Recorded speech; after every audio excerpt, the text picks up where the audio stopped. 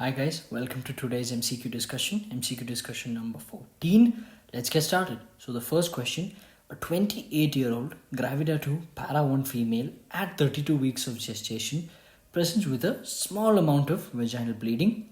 The bleeding was sudden in onset and there was no pain, and the abdomen was soft and non-tender. Her vitals were as follows: heart rate 60 beats per minute, BP 120 by 70, respiratory rate 12 cycles per minute. NST was done and is as shown in the image. What is the most likely cause of the bleed? A. Placenta previa, B. Vasa previa, C. Abruptio placentae, or D. Incomplete abortion. So pause, think, and then we'll discuss, right? So here you have a 32 weeker who comes with only one complaint: bleed per vaginum, small amount of bleed per vaginum. Everything else was normal on examination. So what could be the cause? So to understand this better, we'll talk a little about antepartum hemorrhage. So what is antepartum hemorrhage? So antepartum hemorrhage is any bleeding that is seen from the genital tract. That means any bleed per vaginum that is seen beyond the period of fetal viability. So any bleeding from the female genital tract seen after the mother has crossed the period of fetal viability. According to RCOG, it is 24 weeks. According to IAP in India, also it is 24 weeks. So essentially, you can remember that bleed PV is, or APH is any bleed PV that happens after 24 weeks of gestation. So we'll do a separate video on each of these causes in detail soon. Today, we'll just talk about the clinical features of the important causes and their typical presentations. So three important obstetric causes of antepartum hemorrhage we have to know. Firstly, the placenta previa. Then we'll talk about abruptio placentae. Lastly, we'll talk about something called vasa previa. So placenta previa, as you all remember, is a condition where you have either a low-lying placenta or more commonly a placenta that overlies the internal os of the cervix. So you have a placenta at the internal os of the cervix and this bleeds, resulting in antepartum hemorrhage. So placenta previa is a cause of antepartum hemorrhage. It's the second most common cause of antepartum hemorrhage, and it presents with painless recurrent bleeding with a soft and non-tender abdomen. So placenta previa is a cause of APH and it usually presents with painless bleeding, and on examination you will find a soft and non-tender abdomen. Now let's talk about abruptio placentae. So again, going back to OBG or obstetrics, you would remember abruption is a condition where there is premature separation of the placenta from the uterine wall. So the placenta normally inserts into the uterine wall, and only after delivery of the baby during the third stage of labor does the placenta separate. So when this placenta prematurely or separates from the uterine wall early due to any cause, mostly trauma, it is called abruptio placentae or abruption of the placenta. So it's a premature separation of the placenta from the uterine wall. It is also called accidental hemorrhage, and it's usually associated, especially with from the exam point of view, it usually comes with a history of trauma, some trauma to the abdomen or some RTA, things like that. So it is a due to separation of the placenta, and it presents with abdominal pain, and on examination you will find a tense and tender abdomen. So presents with abdominal pain, and on examination you will find a tense and tender abdomen. Now let's talk about the last one called vasa previa. So what is this vasa previa? So vasa previa is a condition in which the umbilical cord, which normally inserts into the vagina, inserts into the fetal membranes. Okay, so you have the umbilical cord which inserts into the fetal membranes and then traverses to the placenta. So normally the umbilical cord directly inserts into the placenta, but in vasa previa we have something called a filamentous cord attachment, in which the umbilical cord attaches into the fetal membranes, and then the vessels or the umbilical vessels traverse in the fetal membranes without the protection of the Wharton's jelly of the cord, and then these vessels are prone to damage and can lead to bleeding, and the bleeding in vasa previa is fetal in origin. So it's the fetal blood that is lost. So the bleeding in vasa previa is from the umbilical vessels, which means the bleeding is the fetal bleeding, and therefore it's a grave emergency, because a fetus losing blood, fetus is so small, it has very little blood, and fetus losing blood is dangerous. So vesa previa also presents just like a placenta previa with painless bleeding. Sometimes you may see gushing of blood from the genital tract, but mostly presents with painless bleeding, soft abdomen on examination.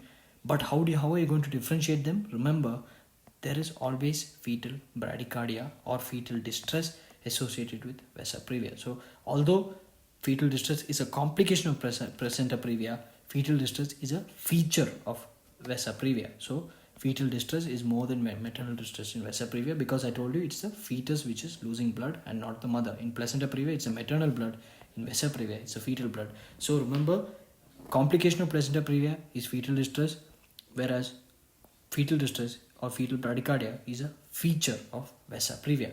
Now let's go back to the question. So again, you had painless bleeding, small amount, and abdomen was soft and non-tender, and mother's vitals were stable. Now let's look at the NST. So here you can see normally the fetal heart rate is 110 to 160. Here you can see a declining trend or a decelerating heart rate, and it's in mean or on average it's somewhere in the 90s. So therefore you do have fetal bradycardia in this case.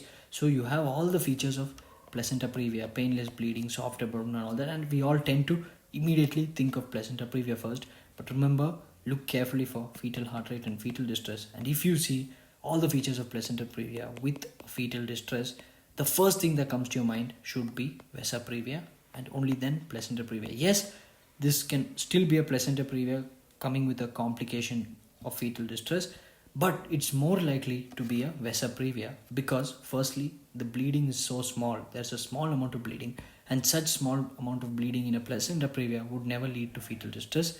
Secondly, there is no signs of maternal distress, only signs of fetal distress. So therefore the question is, which is it most likely to be?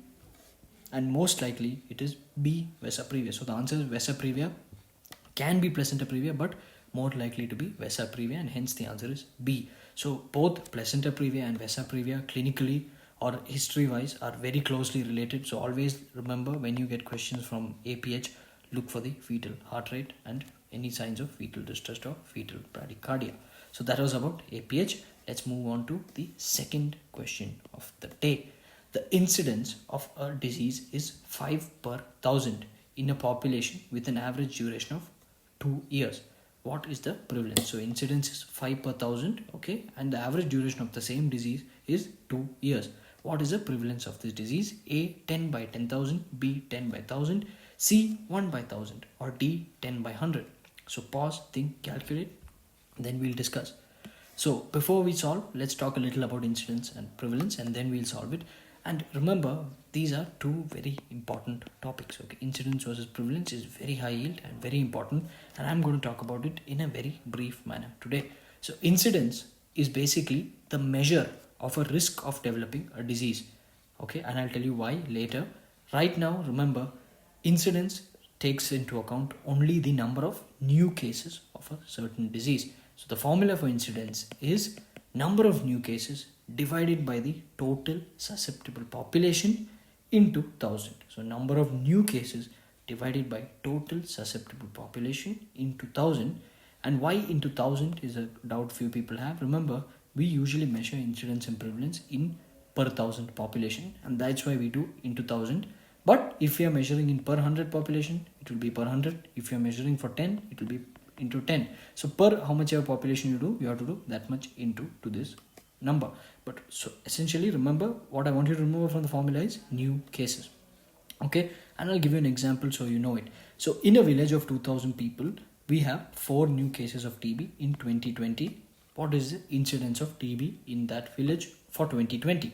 So incidence is 4, that is the number of new cases of TB, divided by 2,000, that is the total population of the village or total susceptible population of village, into 1,000, because we want it in per 1,000 basis. So 4 by 2,000 into 1,000 gives you an incidence of 2 per 1,000. So the incidence of tuberculosis in the said village in 2020 is 2 per 1,000. Now let's also assume, because this is also asked, or variants of this are asked, that 1,000 people in this village were vaccinated. So 1,000 were vaccinated. Then what happens to the incidence? So remember, if 1,000 are vaccinated, they are no longer susceptible. So you just subtract the vaccinated from the total. So you have 4, which is the total number of new cases, divided by 2,000, which is the total population, minus 1,000, because these are no longer susceptible. And the formula is total susceptible. So 4 by 2,000 minus 1,000 into 1,000. So you have the new incidence to be 4 per 1,000. Okay. So that was about incidence. 2 things to remember: new cases, and it includes only susceptible population. Now let's talk a little about prevalence. So what is prevalence? So prevalence measures the burden of a disease, and I'll tell you why. Okay. So what is prevalence? Essentially, it is the total number of people affected by a disease divided by the total number of people in a said population. So total number of people affected by a disease includes both the new cases of the disease, that is the incidence, and the existing cases of a disease. So remember, prevalence is equal to new cases of all new cases plus all the existing or pre-existing cases. So new is nothing but your incidence plus all your existing cases. So we'll take the same example of the same village. You had an incidence of 4 in a population of 2,000, but the same village also had 6 cases of TB from 2019 that are still active and not treated. So your prevalence becomes total new cases plus pre-existing cases, thus making the total number of people affected by that disease, total number of people with TB, divided by the total population into the 1,000 obviously, and therefore you will get the prevalence of 5 per 1,000. So prevalence of TB in this village is 5 per 1,000. So prevalence depends on 2 very important factors. One is the new cases, which is the incidence, and the other thing is for how long a disease lasts. So in this example we saw, even the cases from 2019 are still adding to the prevalence because they are not treated yet. So how long a disease lasts matters a lot. And how can you stop, or how can you reduce the duration of a disease? Either by curing it or by death. So prevalence also depends on curing and death. If the curing of a disease is more, or the curing rate of a disease is more, the prevalence reduces. And if the deaths increase, the prevalence also increase. For example, in this village again, there were 6 existing cases. Let's assume one of them died from TB, right? So it becomes only 5 existing cases, and therefore the prevalence becomes 4 plus 5 by 2,000, and this number will become smaller. So more the curing rate or more the death rate, lower the prevalence. So prevalence depends on new cases and old cases. Okay. So we learned from this discussion that prevalence is directly proportional to incidence. That is, if the number of new cases increases, the prevalence also increases. Second thing we learned is that prevalence depends upon the duration of a disease. So if a disease lasts longer, then the number of people having that disease also last longer, and therefore the duration of the disease increases, the prevalence also increases. So the longer, TB was a chronic disease, so it lasted from 2019 to 2020. So it lasted for so long, and therefore the prevalence of 2020 is also increased.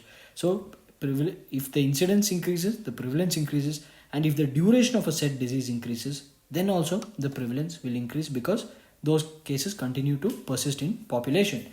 So therefore we have made a relationship, or there's a formula relating incidence and prevalence which is needed to solve this question. So from these 2 inferences, that is prevalence directly proportional to incidence and prevalence directly proportional to duration of disease, we have come to conclusion that prevalence equals incidence into duration. Again, prevalence was directly proportional to incidence, so it's come here.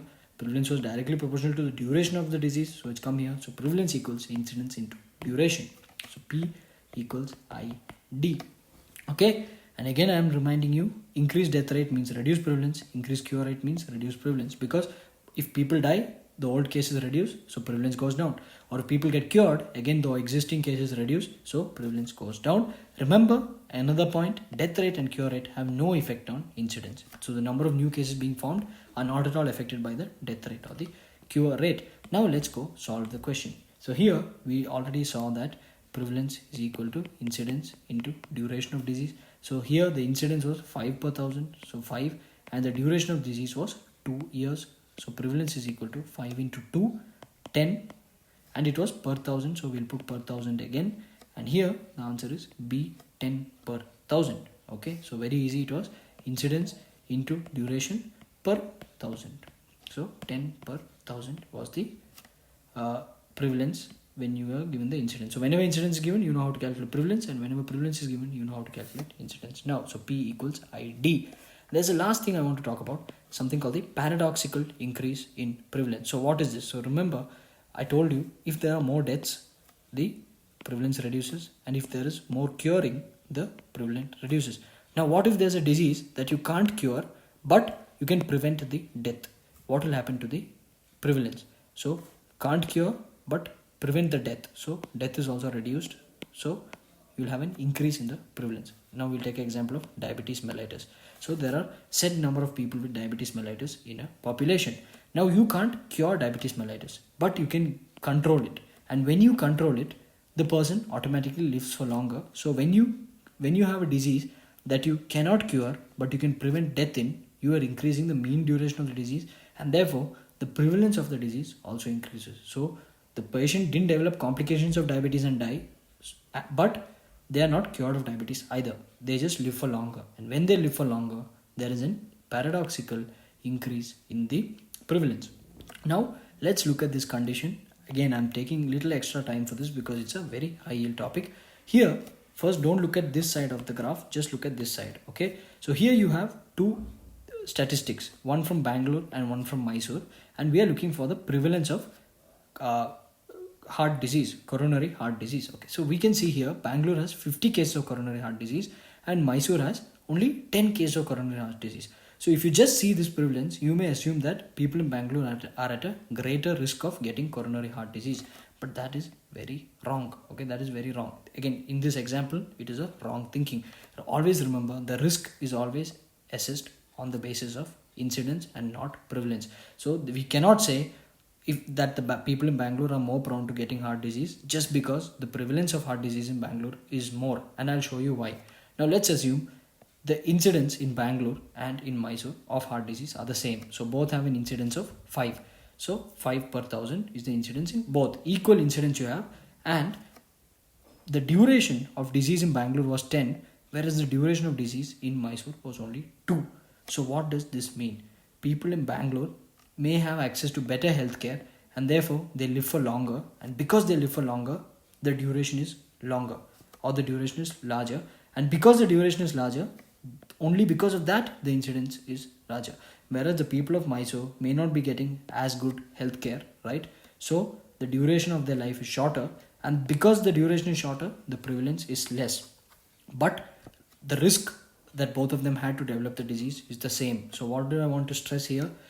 Prevalence indicates the burden of a disease. That means how many people with that disease are in that city and require treatment or care, whereas only your incidence can give you the risk of development of a disease. So if the Bangalore's incidence was 10 per 1000, then we can say the people of Bangalore have a greater risk of developing CHD, coronary heart disease. But just with the prevalence, we can never tell the risk. Risk is only from the incidence, because you saw here, although the risk of developing was same, the prevalence was higher in case of Bangalore only because the duration was higher, because Bangalore may have better healthcare.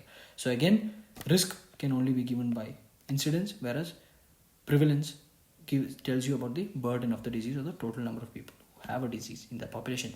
Last question for today. We've crossed time, but that's okay. Fever occurs due to during inflammation due to all the following except. So what causes fever? A. Interleukin 1, B. prostaglandins, C. TNF, or D. tumor necrosis factor, or histamine. So pause, think, and then we'll discuss. So the answer here is D, histamine, and I'll tell you why. So fever is caused by something called pyrogens. Okay, so what are these pyrogens? Pyrogens are substances that induce fever, and there are two kinds of pyrogens: exogenous pyrogens and endogenous pyrogens. So exogenous pyrogens are pyrogens that are from outside the body. Example, the bacterial cell wall or the bacterial cell membrane, which contains lipopolysaccharide. So this is a pyrogenic substance. And endogenous pyrogens are pyrogens or fever producing substances that are formed in the body. They include interleukin 1, TNF, tumor necrosis factor, and prostaglandins, particularly prostaglandin E2. So prostaglandins, IL-1 and TNF are the only endogenous pyrogens. How does the process work? Remember, firstly, your macrophages engulf, or they detect the bacterial LPS, and then they produce interleukin 1 and TNF alpha. The leukocytes and the macrophages, they produce IL-1 and TNF alpha. This IL-1 and TNF alpha increase the activity of an enzyme called cyclooxygenase all over the body. And this cyclooxygenase converts arachidonic acid into prostaglandins, particularly prostaglandin E2. And when the prostaglandins increase in the hypothalamus, they lead to resetting of the hypothalamic set point. Remember, fever is an increase in body temperature with an increase in the hypothalamic set point for temperature. So only when the set point, hypothalamic set point for temperature is increased, do you call it fever. And it is these prostaglandins that are produced that increase or that reset the set point. So only 3 endogenous interleukin 1, TNF alpha, prostaglandins. So although histamine is a mediator of inflammation or an inflammatory mediator, it does not cause fever. Only 3 pyrogens are there: interleukin 1, prostaglandins, particularly prostaglandin E2, and TNF. So that was it for today. We'll see you tomorrow. Thank you.